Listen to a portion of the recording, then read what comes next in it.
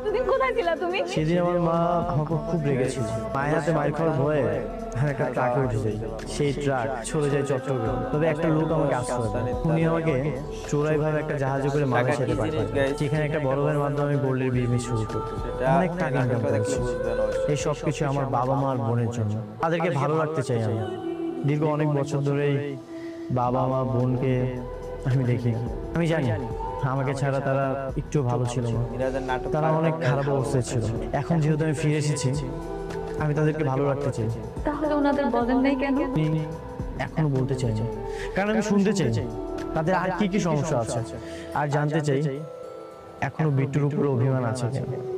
সামনে তো আমার জন্মদিন, ভাবতেছি জন্মদিনে সারপ্রাইজ দিব।